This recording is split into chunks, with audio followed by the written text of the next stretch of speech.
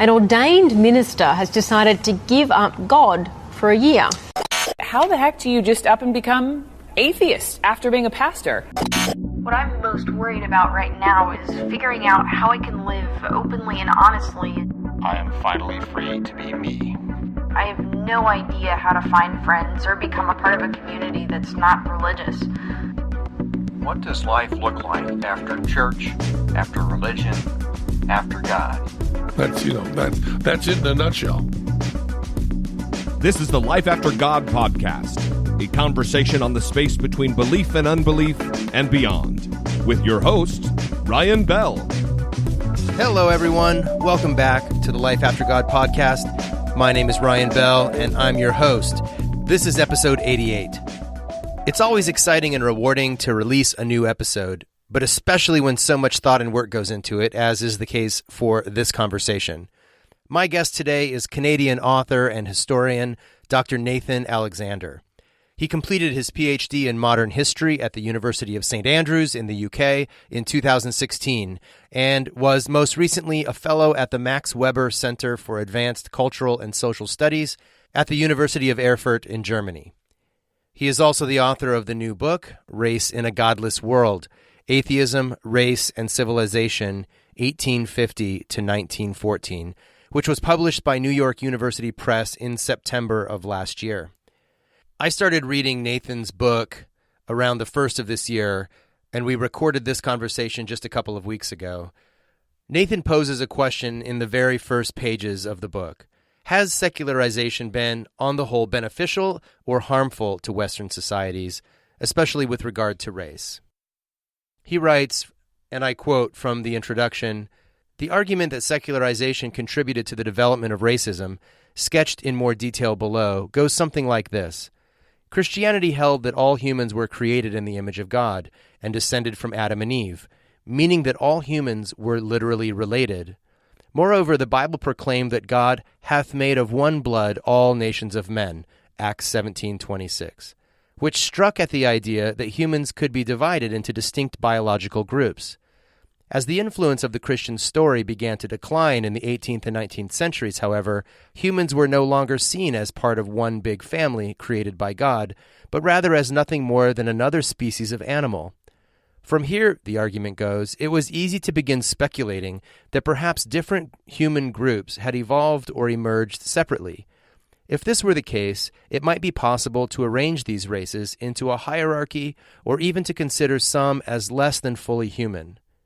Indeed, many white Europeans and Americans did precisely this in the 18th and 19th centuries, inevitably placing themselves at the top of the racial hierarchy and justifying racist violence against non-whites. The thrust of this argument is that secularization lamentably allowed for racism to take hold in our modern society. But there is another story to be told, one in which secularization offered new tools to oppose racism. The argument for this position is as follows. Despite Christianity's seemingly anti-racist message, in reality, the religion played a crucial role in the emergence of racism through its long history of anti-Semitism and its disregard for non-Christian religions. Africans, for example, were often judged to be irredeemably heathens, and in time as fundamentally separate from Christian whites. These religious divisions, in other words, helped to create and eventually cement racial divisions. Furthermore, Christianity gave divine sanction to slavery and justified the conquest of other groups on the grounds of bringing them civilization and the gospel. Jettisoning the authority of Christianity not only removed this unwarranted sense of divinely granted superiority, the argument continues, it freed people to see humans as they were, not as God's creations, but as highly evolved apes, all descending from a common ancestor. In this view, racism made no sense because races were all part of the same story of evolutionary descent, in which superficial physical differences developed over time but had no deeper theological meaning. In contrast to the previous argument, then, secularization could be seen as a boon to the fight against racism, since it stripped away irrational Christian ideas about humanity and replaced them with ones based in science and reason. These two conflicting perspectives about the relationship between secularization and racism, each with a degree of truth, both focus primarily on the influence of Christian ideas about race. They point to the need for an examination of the racial view of atheists, a topic that no historians have yet addressed in any detail. This book tackles precisely that question." End quote. As someone who cares deeply about the issues of racial equality and justice in our country and around the world, indeed justice and equity in every realm of life, this question has been on my mind a lot, especially as we've seen the resurgence of scientific racism in the popular discourse, not least among some self-professed skeptics, freethinkers, and atheists. I hope you appreciate this conversation and that you'll pick up Nathan's book, which I found to be meticulously researched and beautifully written. I'll put the link to order his book in the show notes. I'm so grateful to the regular patrons of this show, which has slowly increased to 84 people. Sometimes in this polarized climate, growing the support for Life After God is literally 3 steps forward and 2 steps backwards. But thank you for your ongoing support. If you aren't yet a patron of the show and would like to be a part of the group that makes the production of Life After God possible and available for free to anyone who wants it, head on over to patreon.com/lifeaftergod today and make a monthly recurring contribution of any size, from $1 a month to whatever this podcast is worth to you. And thank you in advance. Now, without any further ado, here is my conversation with Nathan Alexander. Nathan, welcome to the Life After God podcast. Yeah, thanks for having me.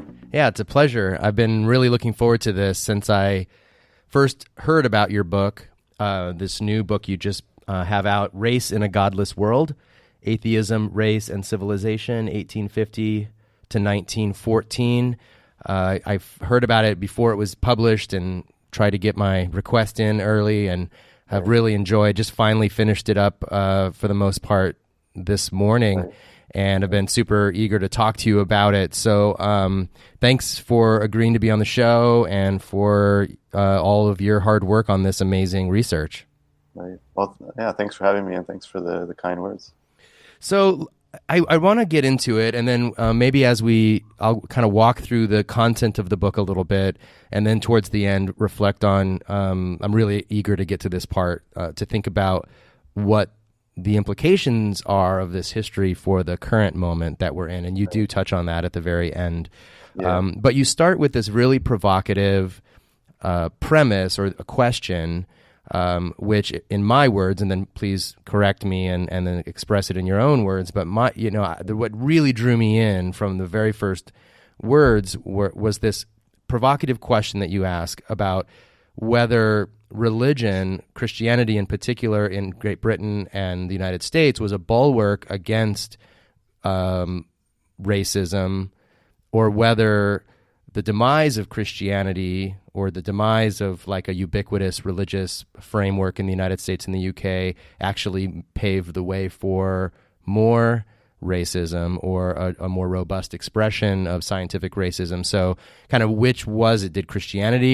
Is Christianity to blame? Who do we blame here? Who do we blame, Christianity, or do we blame secularism for racism? Is that sort of like what got you into this? Yeah, I mean, a few years ago, the way I sort of got into the topic is like I was in my master's, I was interested in the history of race and racism. And like, as I was doing that research, like I noticed all the ways that religion intersected with race and racism. So yeah, I mean, I realized, that there wasn't really anything about what like non-religious people thought about race and racism during this time, or really any time, I guess. So I mean, it was really a question to figure out, what did atheists and other non-religious people think about race, and then how, whether secularization opened the way for racism, or whether it offered new ways to challenge it. And I think, I mean, in the start of the book, I sort of give two ways you can make an argument for either side, and I think there's a kernel of truth in each case, that there's something to be said for either side. But I think, yeah, I mean, the story I try to tell in the book is that it is a very, very complex, and it's not a simple question. But I do sort of come down more on the side that secularization offered new ways to challenge racism. Yeah, and I think this is I think we hear this rhetoric in a much more simplistic form usually. And what I loved about your book was that it really complexified the situation, and it really rang true to me, that complexity, that people are people and they have their, multifaceted motives for the things they believe and do. And so, kind of maybe if you would sketch out, and I think maybe it goes without saying for a lot of my listeners, but would you just sort of sketch out the arguments on both sides? Like, what would be the best case scenario to say religion was the thing that sort of provided rhetorical ammunition against racism? And then what was the argument that secularism opened the way for more critiques of racism? Right. Okay. So, so the argument that Christianity provided sort of a check against racism, I think especially in the Enlightenment, so in the 18th century, you have more and more thinkers sort of classifying the natural world, classifying plants and animals and so on. And this also extended to humans, that people began to classify humans into different races. And from there, it followed that some were seen as superior or inferior to others. So the idea is that, oftentimes this Enlightenment thought was very secular. So the thought is that Christianity, by saying that all humans have a single origin in Adam and Eve, everyone is created in the image of God.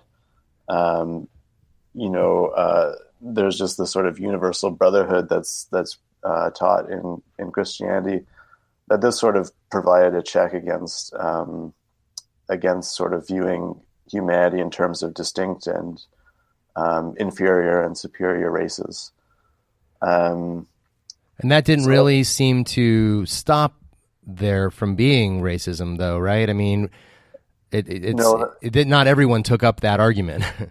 Right. No, that's true. But I mean, I guess people who are making the argument would say, like, well, oftentimes abolitionists, for example, are especially drawing on these Christian ideas about the unity of humanity and everyone's equal and in the eyes of God and so on. I mean, it's not necessarily my argument, but one could make that argument. Sure.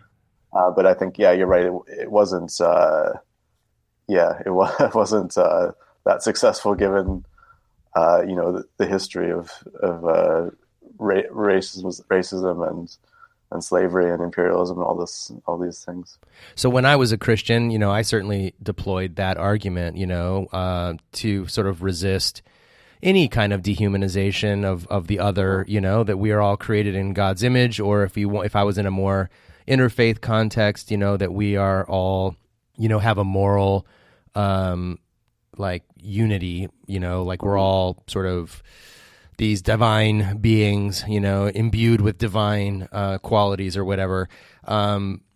So when I started into my journey away from religion and into the atheist and secular community, the biggest thing I heard from people and that really attracted me to that community initially was that reason and science would be, sort of supreme rather than superstition or revelation, I guess to put it kindly, revelation.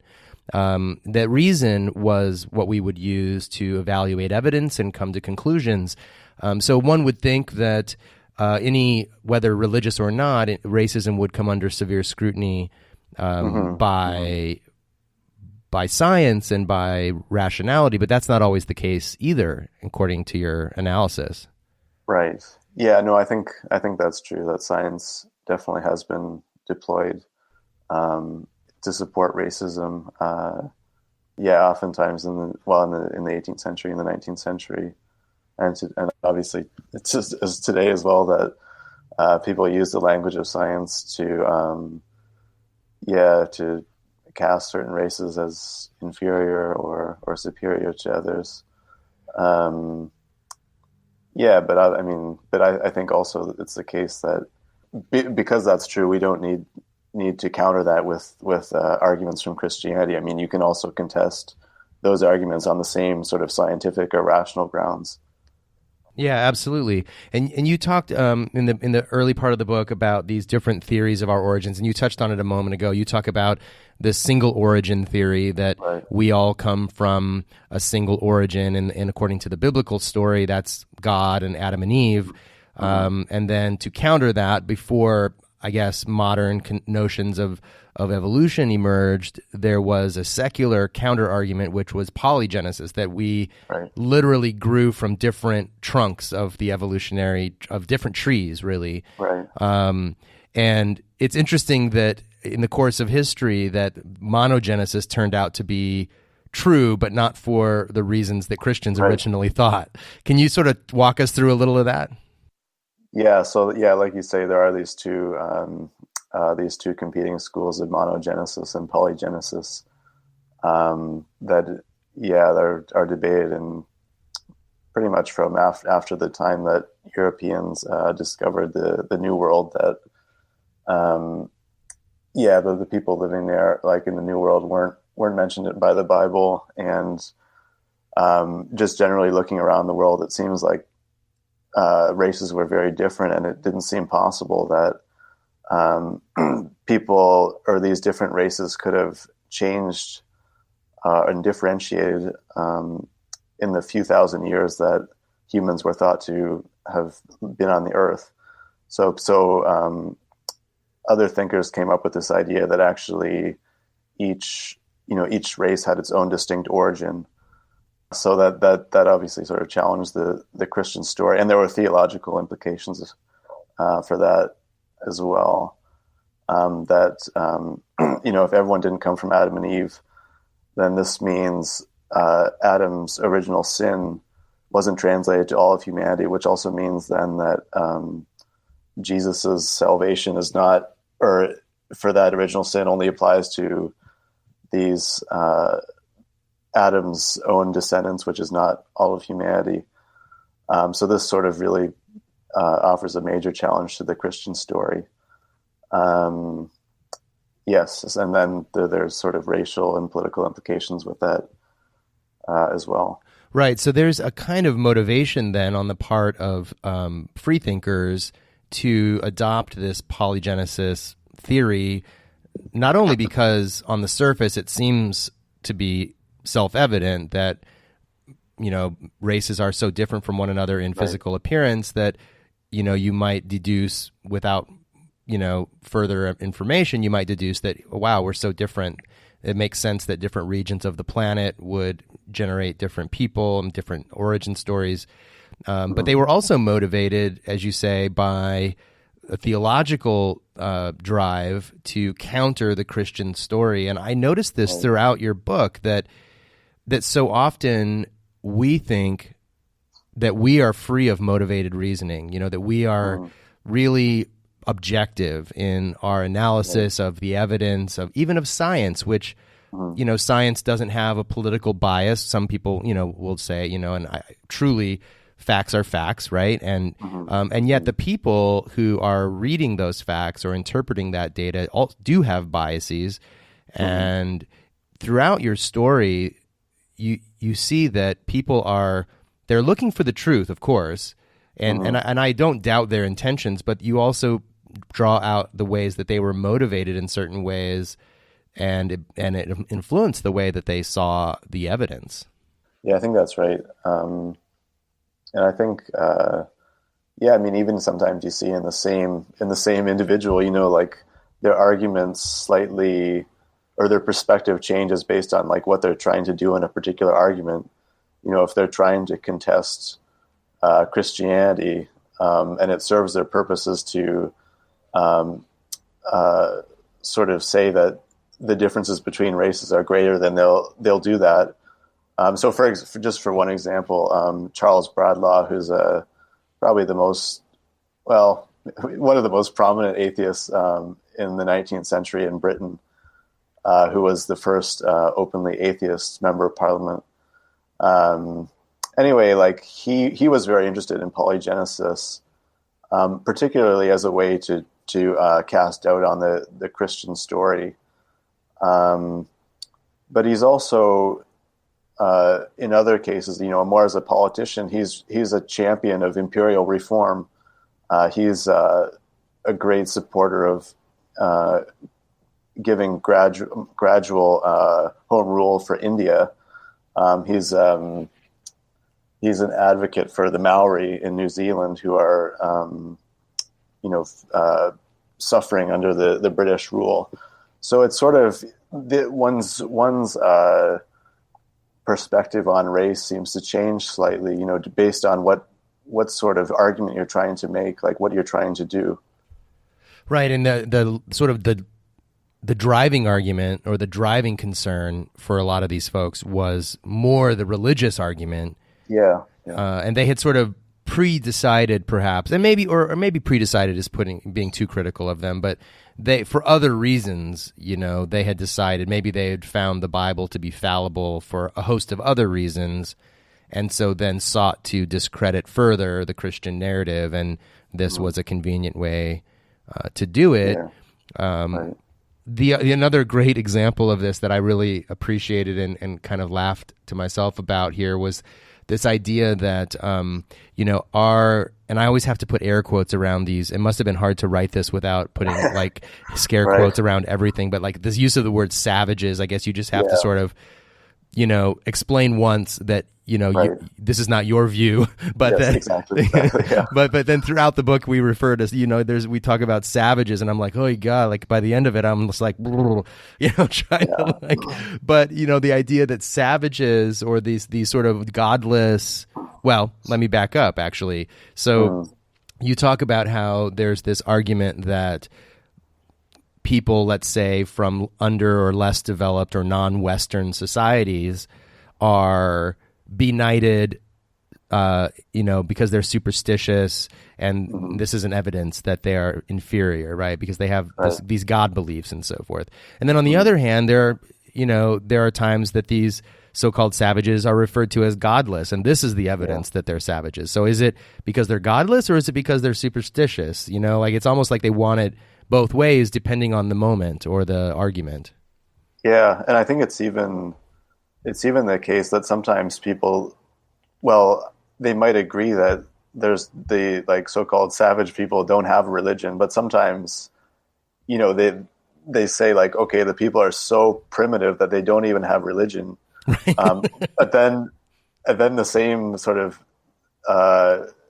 you could also say, that actually they don't have religion because they have a sort of primitive rationality that immunizes them against religion. So I think it's another example that one can look at the same sort of evidence and sort of make two different kinds of arguments from it.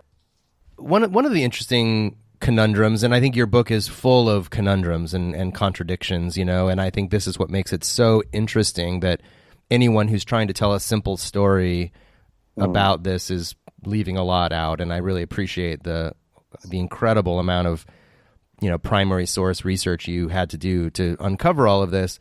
But one of the really interesting pieces was that there were a lot of freethinkers and religious people involved in the abolition movement in the United States and in the UK, who were still very much, I would say, racist in their views in terms of their belief in the inferiority of Africans, or frankly other races as well, but felt that they shouldn't be enslaved. And it reminds me a little bit of arguments that you might have about vegetarianism today, where someone would say, well, you can't be cruel to animals, but certainly they're not humans, and so there's differences there, and almost as if people are saying, it's even if they're not the same as us or equal with us, we still shouldn't imprison them or enslave them. And so it's this gradual, like even people. Part of me is I'm reading your book and I'm looking for the hero in the story, and there's really no hero, is there? Well, I think that's true probably in general for history, that if you go into history looking for a hero, like you're probably going to be disappointed. but there are, I mean, I think like in the final chapter of the book, like I talk about these figures at the end of the 19th century and the beginning of the 20th century, who really are like quite progressive on issues of race and who are questioning racism, but they're also questioning the idea that there is even such a thing as race. Like they're questioning whether you can talk about different racial groups at all. And particularly like around this time, I think maybe we can,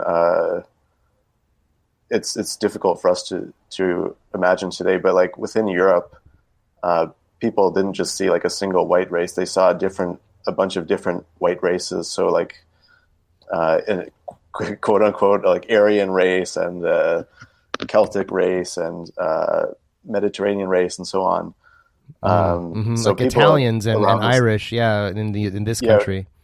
Right. Yes. So people like are beginning to question, whether these sort of racial categories are even coherent. But again, I mean, obviously, again, like the people I talk about, like they're not, even though they are quite progressive, like they're not.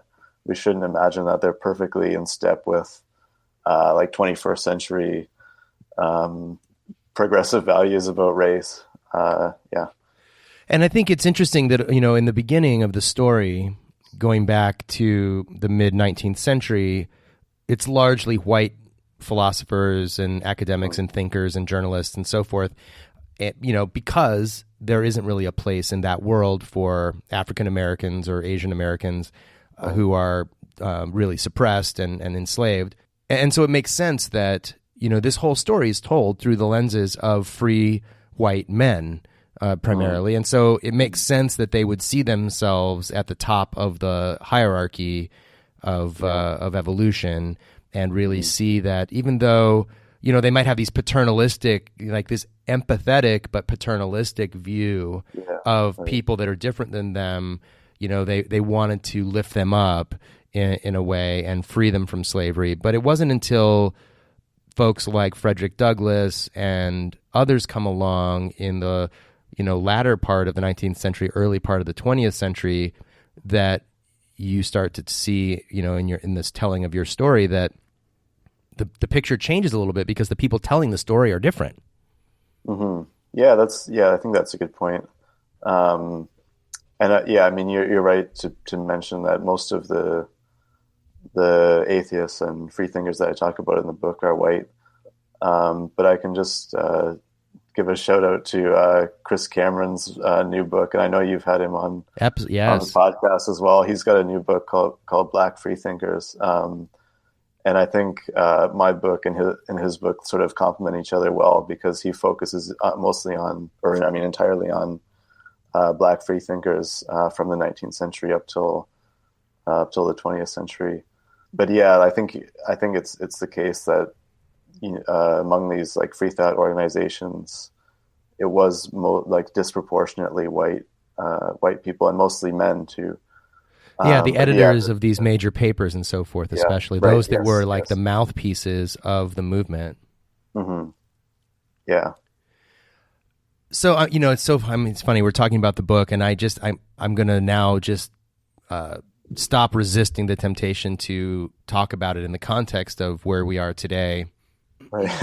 And I don't see any reason to wait any longer. So, so I think one of the sort of ongoing critiques of the contemporary secular and atheist communities, and there are communities, I don't think there's a singular community. In 2014, when I first left my faith and began to explore the atheist community, I wasn't at all clear what it meant, the differences between atheism and agnosticism, let alone skepticism and free thought and, what's another one? Like, there's so many of these labels. Like secularism. Secularism, exactly. Yeah. I think there's still to this day, although it's maybe in the scope of history as you've laid it out in your book, and then going forward, the change is happening. You do have organizations, and I know Chris Cameron is going to write another book sort of for the modern time kind of taking where he left off in his first book and move it forward in history. We have Black non-believers founded by Mandisa Thomas. We have Black Skeptics of Los Angeles founded by Sikivu Hutchinson. And we do have Black intellectuals working in this area and really speaking in public and writing books that are adding to the conversation. But I think there's still this sense that the story of secularism, the story of, especially the history of secularism, is told through the lens of these significant white men.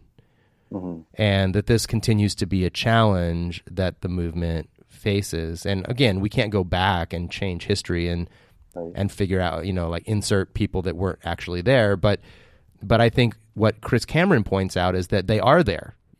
They're just not being talked about and lifted up in the common discourse. Do you agree with that? And how does your book fit into the contemporary discourse, I guess, is what I'm sort of trying to get at. Well, maybe I'll just say something first, just about sort of this historical question.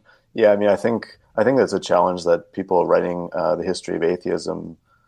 Yeah, I mean, it is true that my book is an example that it is told mostly through the perspective of white people, and I mean, I do think, historians writing this history in the future. I guess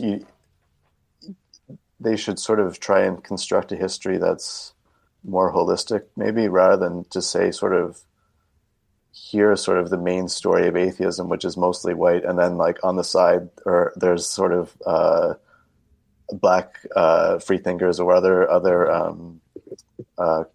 kinds. I mean, I guess sort of to incorporate these all together in the same sort of story. I think that would be a challenge for future historians. On the current the ways race and atheism and humanism or whatever today. I mean, I think there's a lot of things to say about that and how my book fits in. I mean, I guess one sort of thing I say at the end of the book, to sort of say that atheists seem to have this sort of skeptical mindset in general.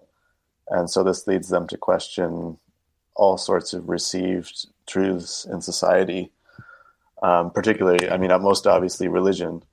But in the 19th century, it was many people, or some atheists anyway, that because ideas about the superiority of white Western society was sort of the accepted truth at the time, this led many atheists to question that idea, because they're interested in questioning all kinds of socially accepted truths. But now I think the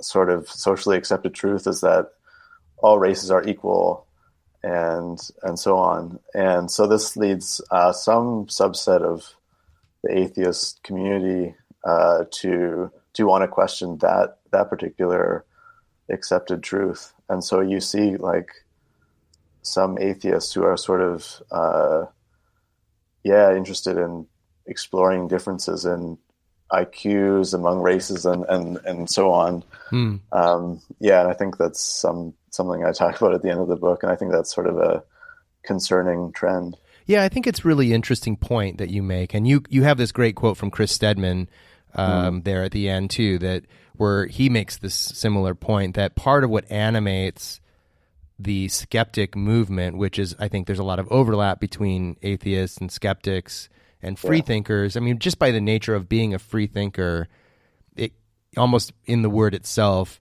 it sort of assumes that you're questioning received truths, as you said. Mm-hmm.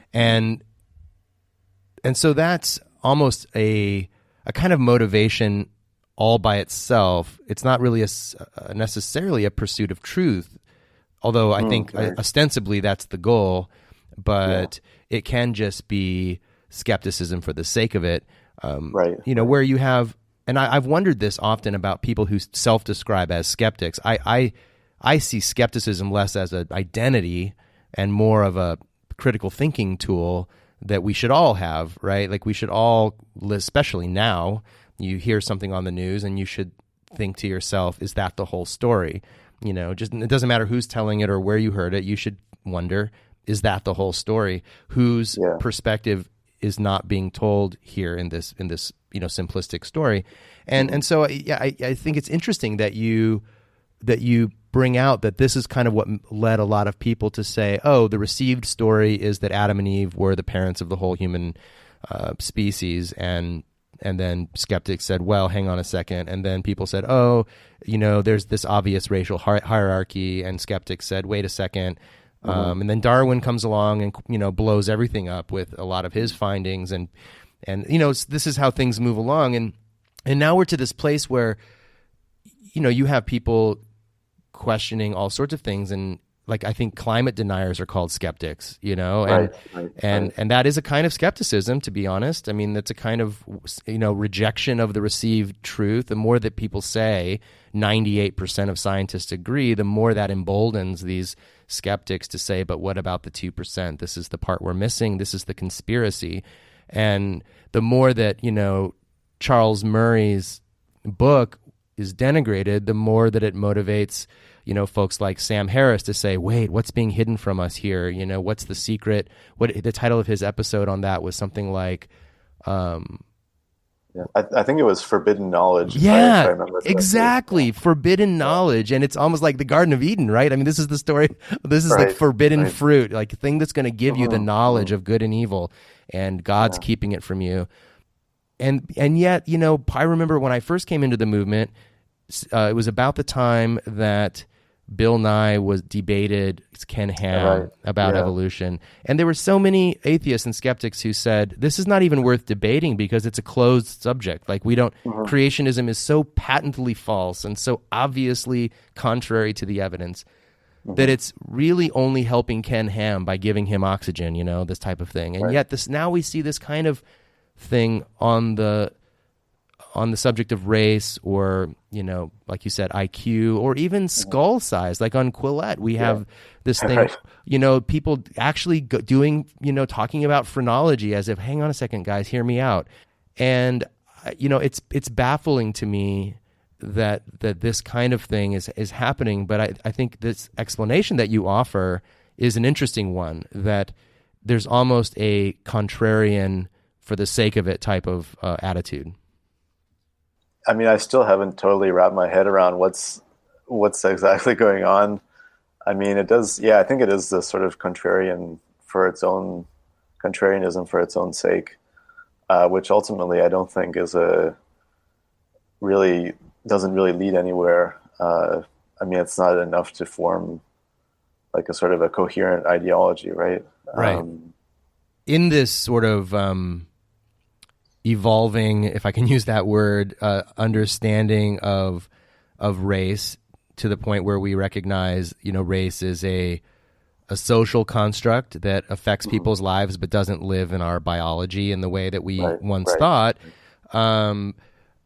That recognition societally means that there's some power imbalances that need to be corrected, right? And so you have things come along like affirmative action and other programs that help to, correct for long historical imbalances. And there's plenty of those that are still exist, structural imbalances, structural injustices that are still lingering in our society, many of them. And that requires people like you and me, white European folks, to relinquish some space and control in order for that rebalancing to happen. And I wonder how much of this is also motivated by aggrieved white men who are basically just saying, like, I feel put upon by all of this social justice talk, and it's not the case that we're, responsible for all these problems.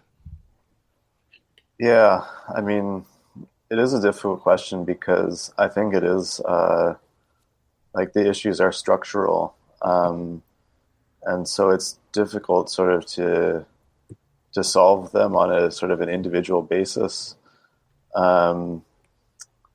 I do. I mean, maybe this is a sort of a messaging problem with, people who are trying to confront racism, that I think sometimes people do sort of maybe individualize it too much, perhaps, that people, like these white guys feel that they're sort of under attack. I mean, I don't agree that that's the case, but I think perhaps the way it's talked about could be adjusted or whatever. One of the things that you mention, in fact, it's the very last sentence of the book, and I'll just read it because I think it's very, any good book ending on a note like this, that gives you lots to think about going forward. You say, as secularization pushes atheists and other non-religious people from the periphery to the center, what will be needed most of all is for this same skepticism that we've been talking about to be turned inward.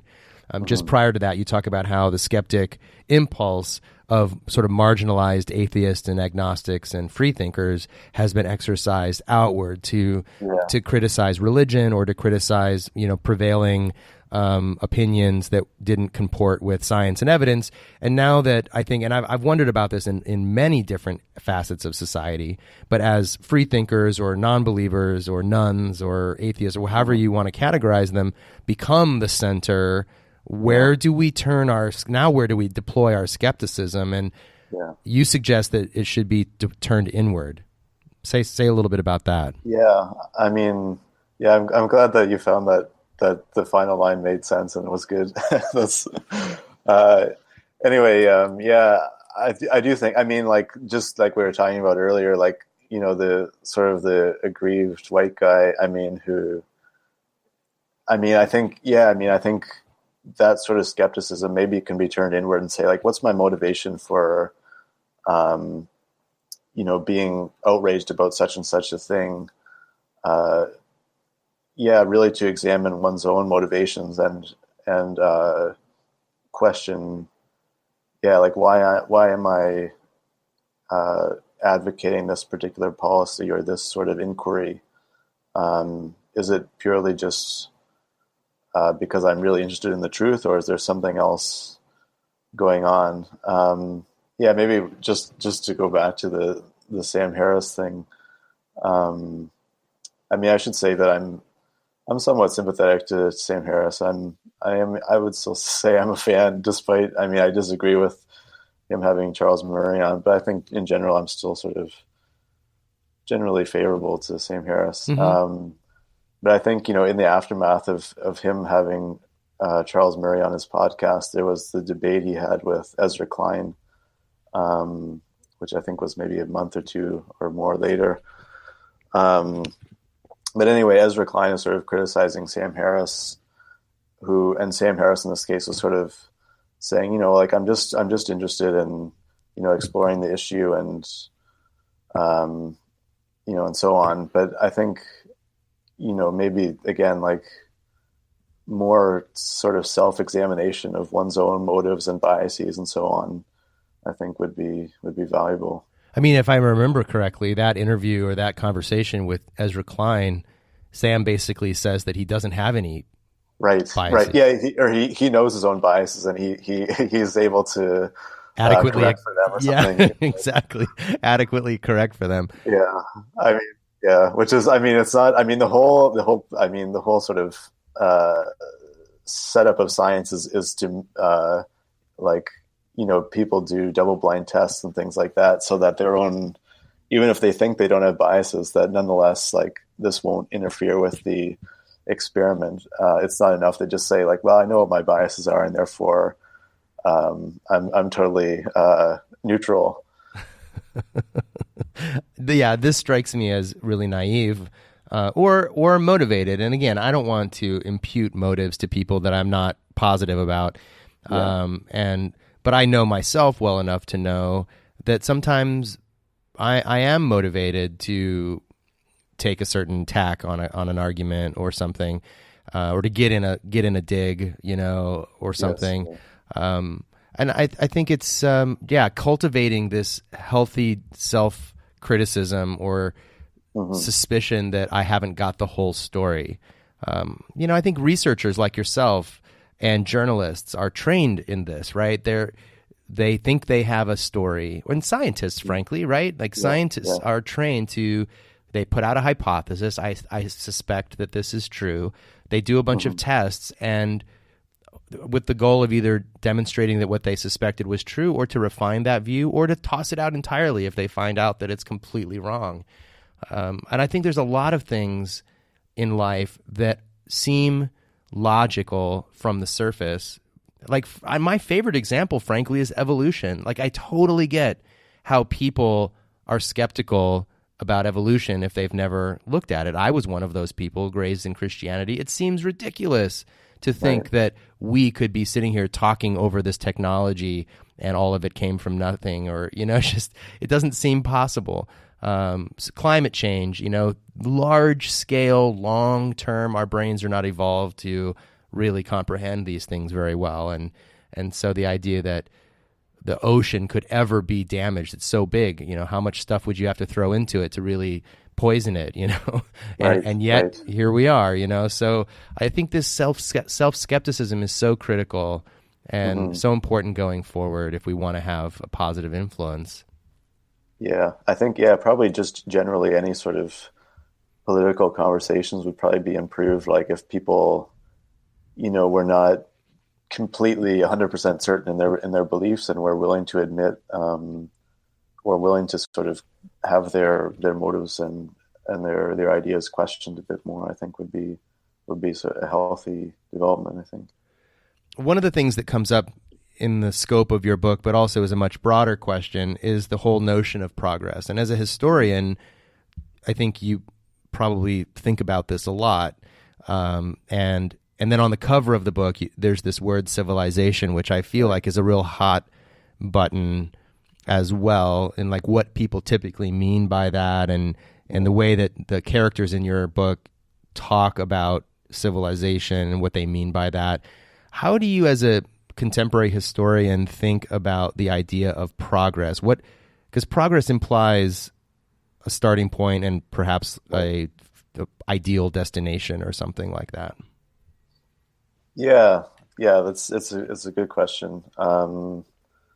It's sort of I think nowadays historians are really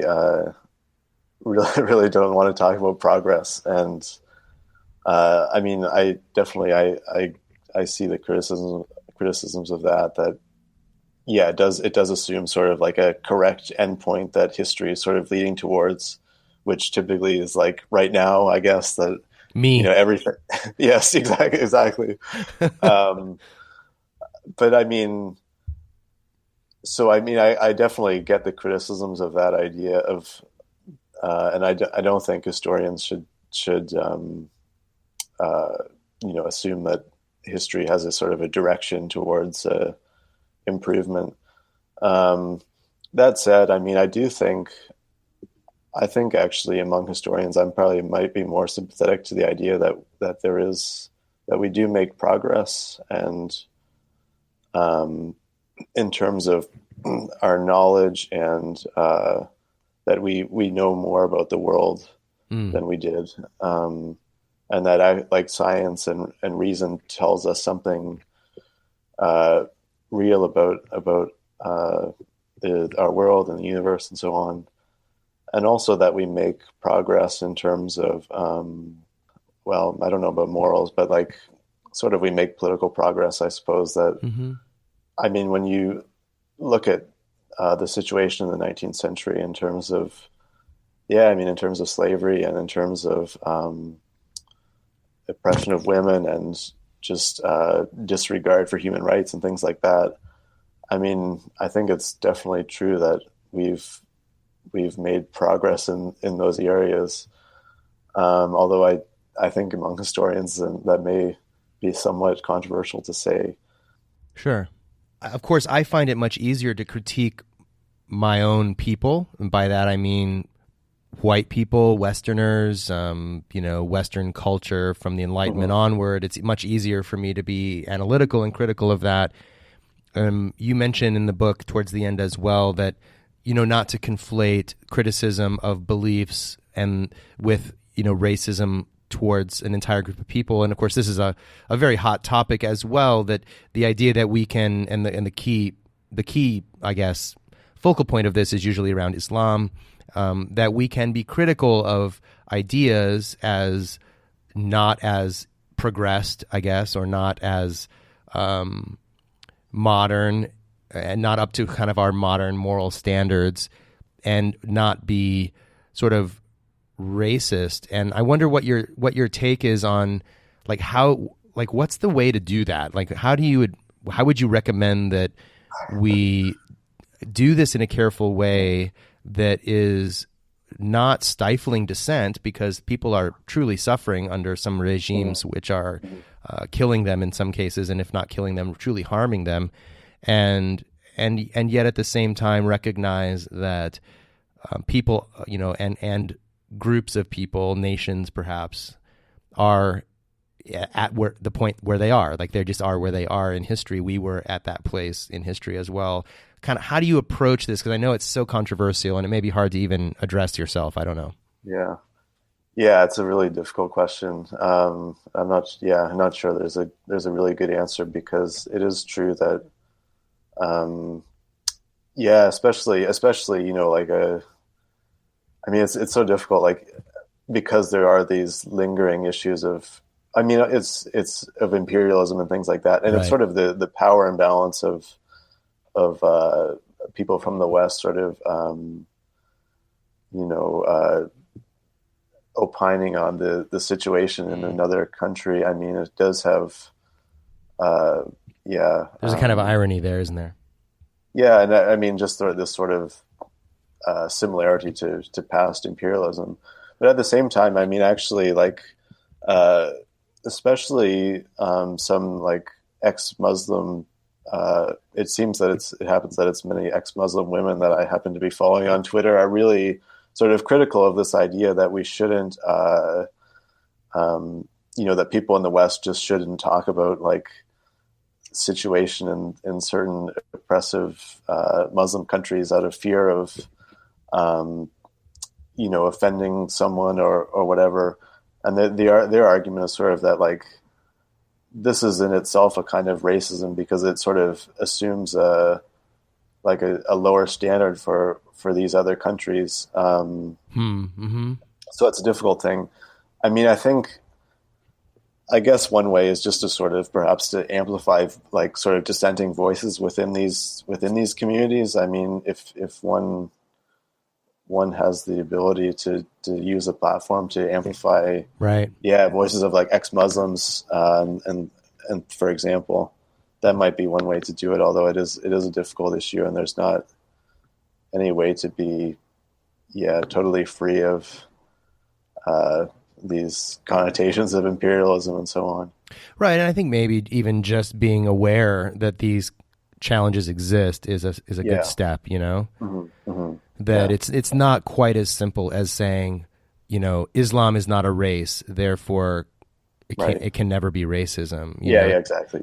To recognize that there is this complex intertwining of race, imperialism, history, of course, of imperialism, as well as, religion and really bad ideas and really harmful ideas that get people killed. And but I love your idea, though, of amplifying voices that are in that community, because I think it's always more genuine when the critique is coming from someone who really knows from the inside instead of, especially as a, someone who, is a historical descendant of these imperialist people, weighing in on these things can be tricky.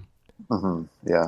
No, definitely. Well, Nathan, thank you so much. This has been great. I really did appreciate your book, and especially, as you said, and I totally agree, in tandem with Chris Cameron's book, which is a couple episodes prior, I talked to Chris about his book. I think together, they make such a great pairing for our cultural moment, in which I think we are more ready than ever to embrace the diversity that's been there all along, to amplify stories of freethinkers who sort of buck the norm. It's not just Charles Darwin and Carl Sagan. There were, other people, out there who did remarkable work, and some of these stories need to be resurrected. And I really appreciate you doing that. Yeah, well, thanks for having me on, and it was a lot of fun talking about it. Thank you so much for tuning in. I hope you were challenged and enlightened, as I was, by this conversation. The amount of painstaking research that Nathan put into this book is frankly staggering. If you're interested in the history of secularism and how that history intersects with the history of race and the Enlightenment in the U.S. and the U.K., I highly encourage you to buy and read the book. There are so many details there that we weren't able to discuss in this episode. You can find a link for the book in the show notes, or go to your favorite bookseller and search for Race in a Godless World. Please also ask your local library to buy the book for their collection. I also just wanted to let you know that podcasts will get more frequent again, just as soon as the California primary election is over on March 3. As you may know, I'm running for city council in my hometown of Pasadena, so that has consumed a great deal of my personal time in the evenings and on the weekends.